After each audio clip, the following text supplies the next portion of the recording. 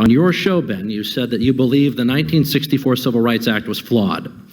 How is that different from telling Black Americans that they should have to continue enduring the endless indignities of racial discrimination and segregation that a war and constitutional amendment could not change? Okay, so when I talked about the Civil Rights Act of 64, what I said was flawed about the Civil Rights Act of 64 was not 8 of the 10 titles that talk about what the government can and cannot do. What I said was flawed is the government forcing private business owners into doing things. Because Jim Crow was the government forcing private owners into doing things. Jim Crow was not an informal regime of private business owners doing things. It was actual laws on the books forcing businesses to discriminate against people. I mean, you can look up the Jim Crow laws. They were statutory.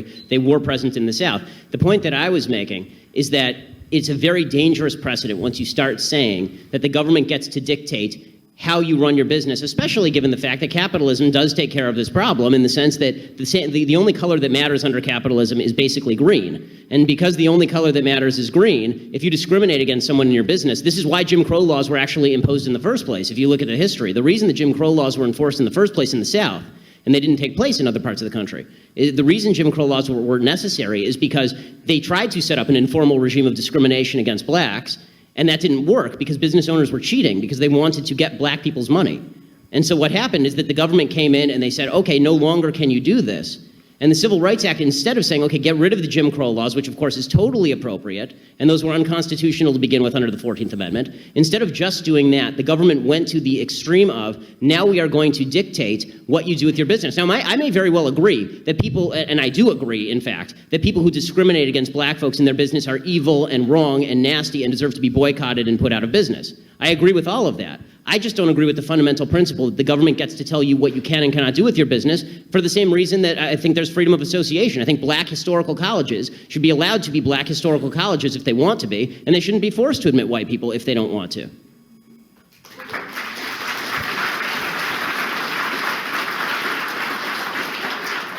The notion of whether or not government went too far, intruded the private rights of a business by stating the do's and don'ts as far as the discrimination practices. Your argument is that that went too far. Yes, my argument is private right. Yes, that private businesses should be able to run how private businesses want to run because that's called freedom of association. The idea and the spirit under the law is something with which I agree, which is that it is bad to discriminate against people. I just don't think that it's the government's job to enforce against freedom of association. Basic. And that's, now you want to jump in. I gave you the opportunity. Sorry. Go ahead. So during World War II, somebody wanted to sell arms to the Germans. That was cool, right? That's a national security threat and was illegal for a reason. That's not freedom of association. Oh, so but now we have qualifications. Okay. No. It's called an externality to a relationship. There are no externalities to a relationship where you come into my business and I say I'm not serving you. It's you and me, and a consensual transaction has not taken place.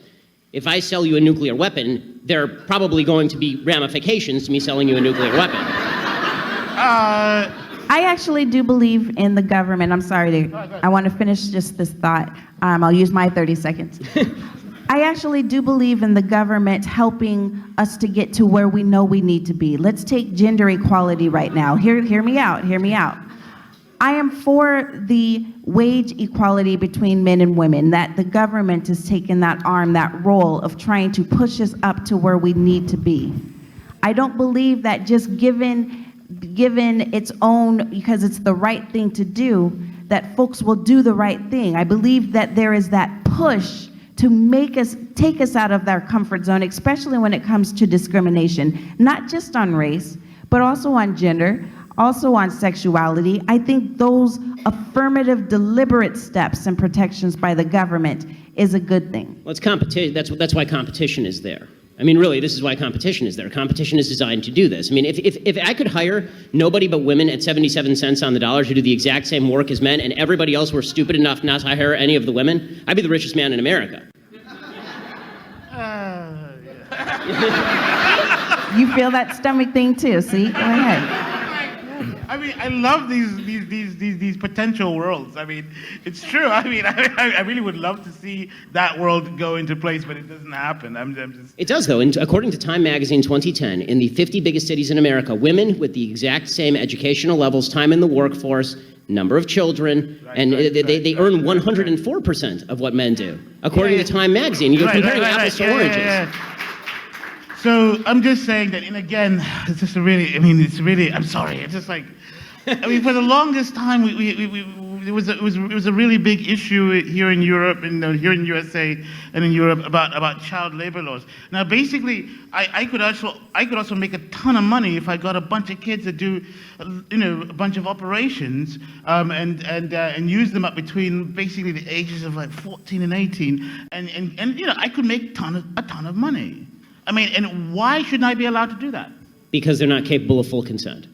That's the difference between a minor and a major. Oh, so another qualification. Okay, all right, okay.